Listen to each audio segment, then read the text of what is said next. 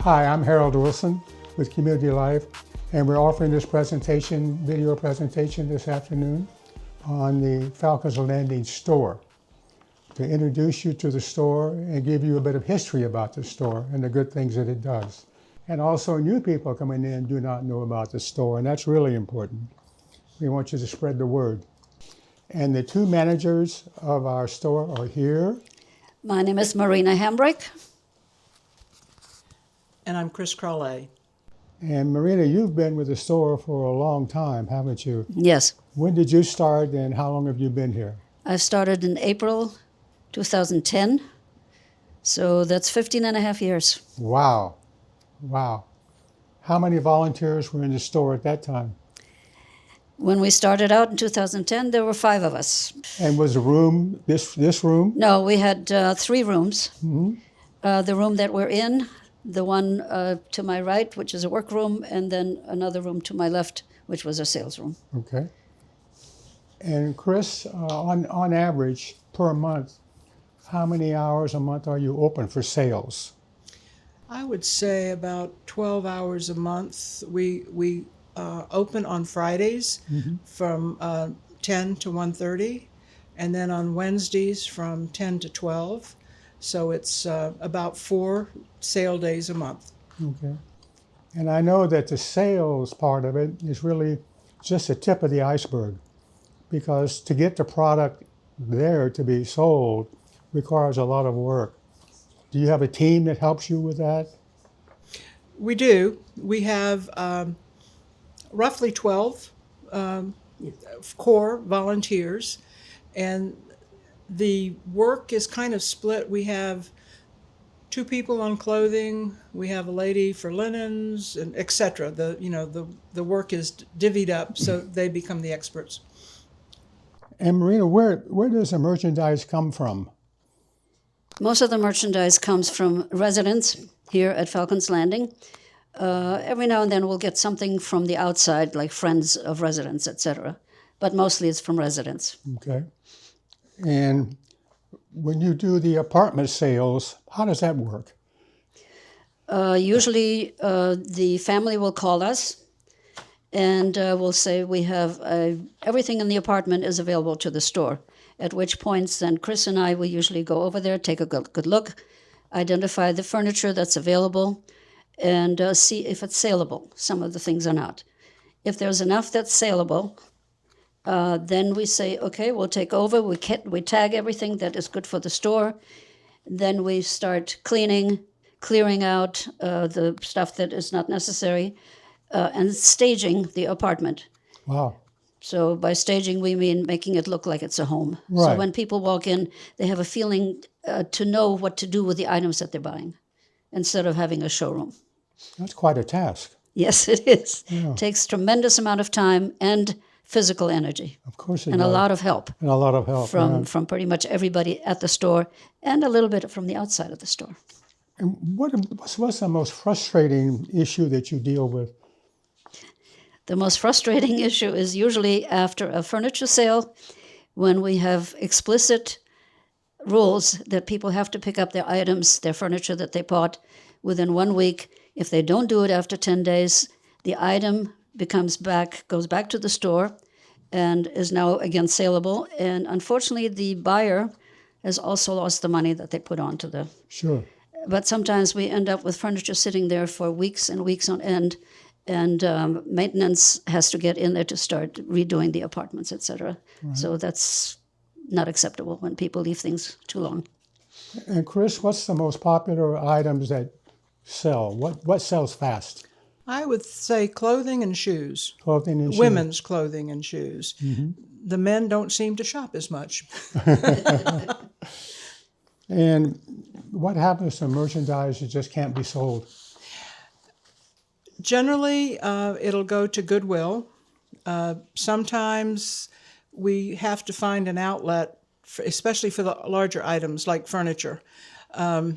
We have in the past donated to Innova and other organizations that take large furniture. Sometimes it just has to go to the dumpster because we just can't get rid of it any other way. Mm-hmm. That's rare, but it does happen.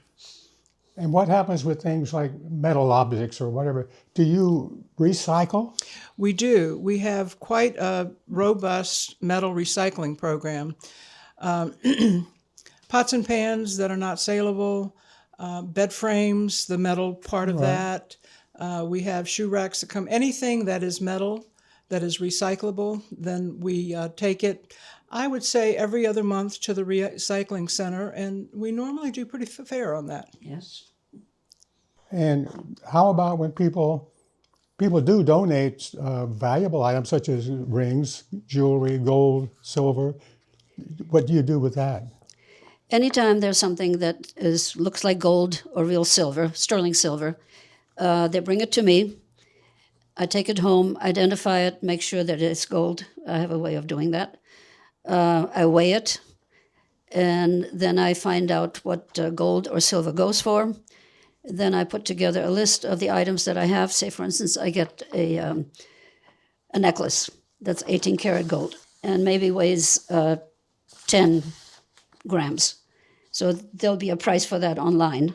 And I'll compare several places, make sure it's all the same. Once I have specific amounts, then I take it to a jeweler. I found a jeweler now that I work with quite well. And he will weigh and do the same thing I did at home, confirm what I have, and probably give me about 80 to 90% of its value. If it's a piece of attractive jewelry, we try to sell it first. Right. For the base price just of the gold. We don't put the price of the workmanship into it. But if people don't want to pay for the full price for the gold, then I take it to the gold jeweler and or the silver and sell it.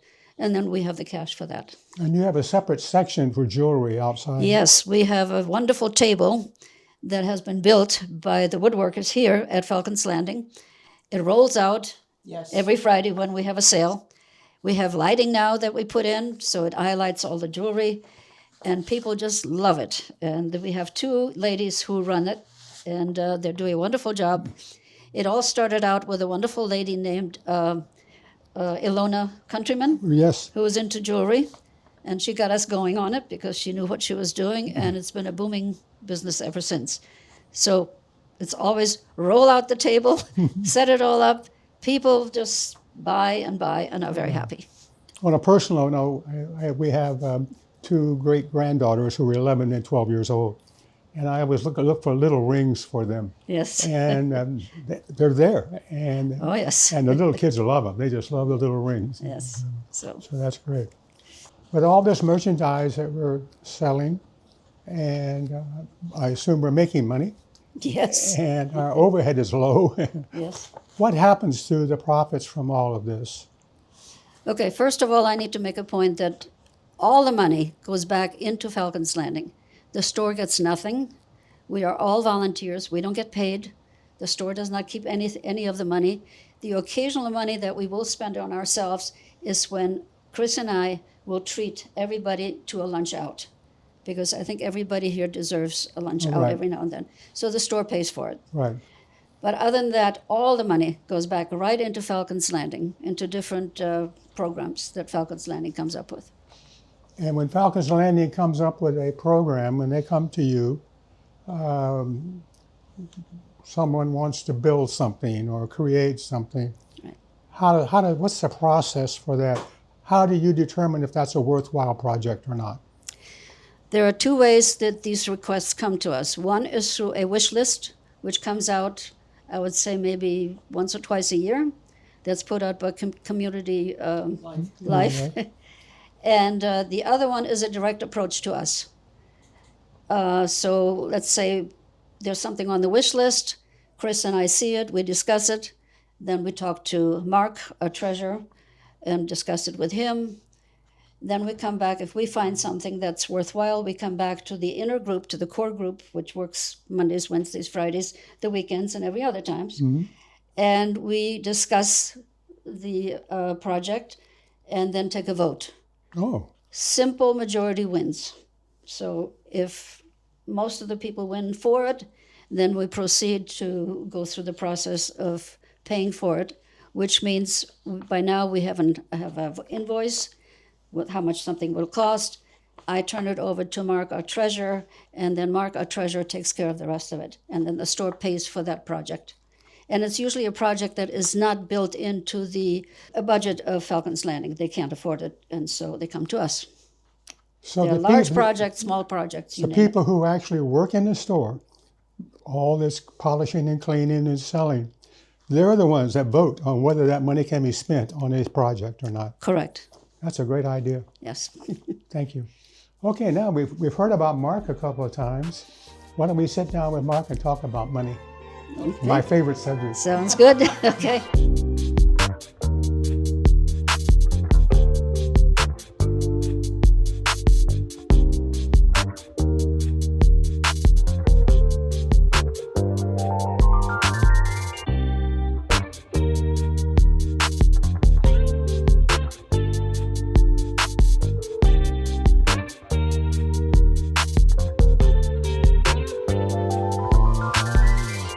Okay, we've heard from the managers. We've seen a lot of the merchandise. I think we want to hear now from the money guy, the treasurer of the store. And I think that Mark is going to give us a lot of information. Mark? Yes, my name is Mark Carey, and many people are surprised to learn that over the years since 1997, the store has donated over $800,000 to the Falcons Landing community. And much of that was under the reign of Morena and also Chris, and it's pretty impressive. It's really shocking almost. It is. That's a lot of money that have been raised over the years, and a lot of volunteer hours. And all of that went to projects, Falcons Landing projects. That's correct.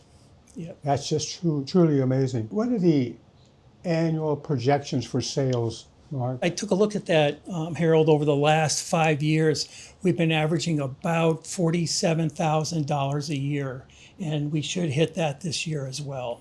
So you add that up over the years, and that really makes a big difference. That's a lot of nickels and dimes and dollars. And a lot of volunteer hours. A lot of volunteer hours that went into that. Yes. I said it went to Falcons Landing, but Marina also said that she donates to the Goodwill and to other agencies in town. And you have any idea how much that's total? Yes. It averages around $21,000 a year of value that's going to Goodwill and also some veterans agencies that we work with. And that's the items that were unsaleable here, but maybe more appropriate in a different age group that those places represent. And I know that the number of volunteers has been increasing over the years also as people come in and want to do something while they're here. Do you have a problem getting volunteers? We're averaging about 4,500 volunteer hours a year, which is incredible. In fact, it's 50% increase over last year. But part of that was some closures that we had in the past. So I will let Morena address that question. The main reason is they don't know about the store, and so they don't volunteer for the store. Although we've had a few lately coming in and saying, do you need any volunteers? So we've added, I think, 3 or 4 new people lately. Some people don't last very long because they find out just how hard it is to work here, that you're up on your legs running around doing lifting and what have you. But we can always use more volunteers for Fridays and Wednesdays when we have sales, because we desperately need cashiers and baggers. And each session that people work for those volunteer hours are 2 hours at a time, no more. Mm-hmm. So it's Friday, actually Friday's 2 hours, then 1.5 hours. On Wednesdays, it's 2 hours. So it's not a whole lot. So anybody who wants to volunteer, please do come. Now, Mark, you're the treasurer. So does that mean that once a week or once a month or whatever, you get a box of money and you take it down and put it in the credit union, wherever you deposit it? Well, I actually work with Chris on that, and she and I work very closely. She makes the actual deposits I get the copy of the deposit slips, and then I reconcile with Falcons Landing on a monthly basis. But I also reconcile the donations that we make to Goodwill, for example, on the day that they're made, and I keep a running spreadsheet on all of those. So at the end of the month, it's pretty much, the report is pretty much done, other than getting the volunteer hours from Marina or Chris. We've talked about before when people come forward with projects and how they're voted on by the workers and what have you. Can you give us some examples over the last year or so of the big projects that you all have funded? Sure. Let's talk about 2025, Okay. year to date. So our project funding so far this year is just a little over $10,000. And that's funded the new picture residence directory, which a lot of people like. Oh, yeah. They kind of saw them somewhere, but they couldn't place a name with them, which happens to all of us, or so they can look them up real quick in that directory. Right. We also, I kind of link it to like a cruise ship. We have signs all over that says we're in building 4, aisle 3, third floor, or whatever. So we've increased the signage all over the entire building. We funded that. We just funded, haven't received the bill yet, for emergency training equipment, Resusci Annies for CPR and things like that. That's a very important project that they use not only for residents, but also for training the nursing staff at Johnson Center and so on. And then there's a new project that we just took on, which will be ongoing. It's FLAX, which is a group here. This is really interesting. There's a group at Falcons Landing that will donate at no cost to you, either a walker, a motorized scooter, or whatever. All you got to do is ask for Right. it. But the motorized equipment needs batteries sometimes. So we volunteered to fund that project on an ongoing basis so that we can keep the residents mobile and active. So that's another project we're working on. That's a worthwhile project. It is, but particularly that, some people would be housebound without that equipment. Right. And so the staff here, I think it was 100% voted to fund that project. And I believe Marina told me that they funded AED equipment down at the tennis court. Yes. And that's life-saving equipment. It is, and there are a number of AEDs all over, the buildings here, but that's one that we happen to fund ourselves. Right. Yeah. And we did a video short time ago on the butterfly garden. And I know that was a big donation for the store. That was still during Joanne Sullivan's time when I was an assistant manager. And the cost was going to be $48,000. Wow. Which absolutely horrified me personally. I was against it, but the more explanations came and the more, we saw the drawings, etc., and I decided maybe it was, so I also voted for it. Now, there weren't that many people voting for it at the time because the group was much smaller, the core group. But I would say most of us voted for it. There were a few dissenters, but it went ahead and happened, and we were waiting for it to mature. Now it's beautiful. So I'm glad we did it. It is. And I'm sure we'll probably do something like that again if it came up. Right. Another one that I thought was interesting was the automatic doors for the dining room. Mm-hmm. So the dining room seems to be kind of a favorite for Falcons Landing residents because of their well-known meals and so on. So over the years, we've spent over $100,000. We made donations in the amount of over $100,000 to the dining room. The doors, the automatic doors, but the ones that we all see and love is the buffet. That long buffet with all those tables was very expensive, and the store funded that. And people get a chance to use that every week, every single one of us. I think the store is an interesting story, if you will, because it belongs to Falcons Landing. It's operated by the residents of Falcons Landing. The proceeds from the store are strictly for use by the Falcons residents. Yes. And there's no overhead. None. And It's really a success story.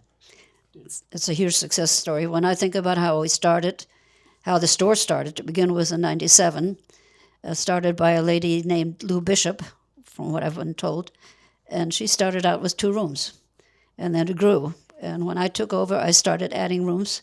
We took rooms away from the painters, and then my big project was to get the apartment across the hallway, which we managed eventually to get, and it is now chock full of furniture and kitchen items and Christmas items and flowers, and we do a lot of work in there, and I don't know how we could possibly survive without it.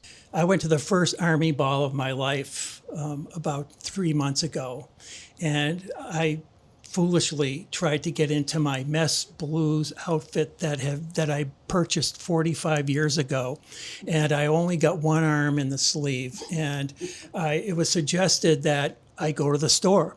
And so I went here, and I left about half an hour later with a full tuxedo, the jacket, pants, cummerbund, everything, cufflinks for $21. And that's an example of some of the cool stuff that you can get here and participate in. Yeah, that's fantastic. Well, thank you all very, very much. It's been very informative. We now know a lot more about the store. We all sort of joked about this beforehand. The people who need to know about this story are the people who don't live here now, but are moving in here. Because I guarantee you, you will bring more than you need. And what do I do with all this stuff? You call Marina, you call Chris, they will come and pick it up for you, and they will sell it and make money for the store. Absolutely. Thank you, ladies. Thank you, Mark. Thank you. Thank you. Thank you, Harold.